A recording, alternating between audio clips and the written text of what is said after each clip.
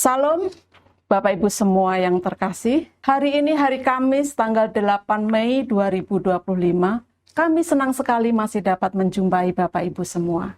Renungan kita hari ini berjudul Hak Prerogatif Allah.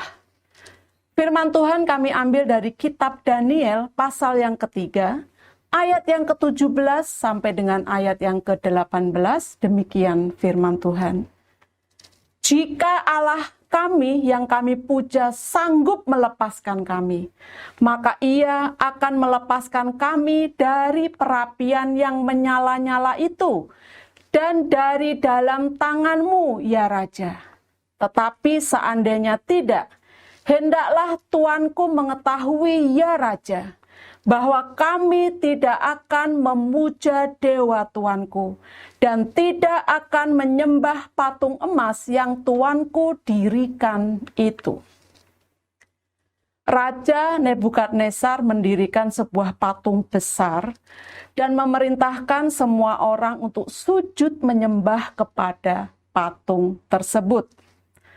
Barang siapa tidak sujud menyembah, maka mereka akan dicampakkan ke dalam perapian yang menyala-nyala. Di antara mereka terdapat 3 orang Yahudi bernama Sadrak, Mesak, dan Abednego yang menolak untuk sujud menyembah patung itu. Di hadapan raja mereka berkata dengan penuh iman, "Jika Allah kami yang kami puja sanggup melepaskan kami, maka Ia akan melepaskan kami. Tetapi seandainya tidak, kami tidak akan memuja dewa Tuanku." Iman mereka berpijak pada dasar yang benar, yaitu iman yang memberikan kepada Allah hak prerogatif yang penuh untuk memperlakukan mereka sesuai dengan kehendak Allah. Lalu bagaimana dengan kita? Bukankah kita lebih sering mendikte Allah untuk apa yang harus Ia lakukan dalam hidup kita? Mari kita belajar dari mereka. Lewat pernyataan mereka ini, kita melihat dengan jelas bahwa iman mereka berlandas pada satu kebenaran penting, yaitu pemahaman yang kuat akan kedaulatan Allah. Mereka percaya sepenuhnya bahwa Allah sanggup untuk melepaskan mereka. Namun, Allah juga punya hak yang mutlak seandainya Ia memutuskan untuk membiarkan mereka mati terbakar karena iman mereka. Dalam terjemahan Alkitab The Message dipakai kata, "Jika dia tidak melakukannya, maka tidak akan ada bedanya." Dengan kata lain, Allah adalah penentu satu-satunya atas situasi dan keadaan yang dihadapi mereka. Apapun keputusan Allah untuk situasi yang mereka hadapi, iman mereka tidak akan berubah sedikit pun. Sama halnya ketika Allah membiarkan Petrus ditangkap dan mati sebagai martir.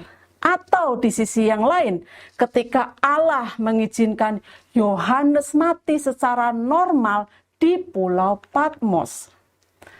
Dalam hal ini, siapakah yang dapat mengadili Allah dan berani untuk protes atas keputusan kehendaknya itu? Disinilah pemahaman akan kedaulatan Allah menjadi unsur yang menentukan tingkat kedewasaan iman kita. Berapa banyak orang percaya yang marah dan meninggalkan Tuhan ketika doa mereka tidak dijawabnya?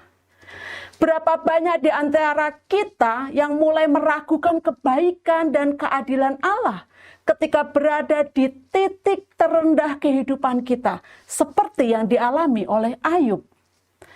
Maka datanglah firman Allah menentang Ayub. Apakah si pengecam hendak berbantah dengan yang maha kuasa? Hendaklah yang mencela Allah menjawab. Disinilah Ayub mulai memahami kedaulatan Allah dan berkata, "Sesungguhnya aku ini terlalu hina. Jawab apakah yang dapat kuberikan kepadamu? mulutku kututup dengan tangan. Mari kita belajar untuk tidak cepat protes kepada Allah. Sebaliknya, pikirkanlah tentang jati diri Allah yang maha kuasa. Dan bandingkan siapa diri kita di hadapannya yang hanya dari debu dan tanah.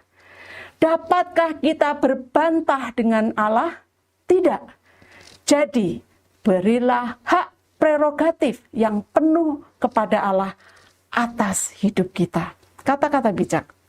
Tanda seseorang yang sudah dewasa rohaninya adalah ia memberikan ruang buat kedaulatan Allah berlaku pada dirinya. Bapak Ibu, mari kita berdoa.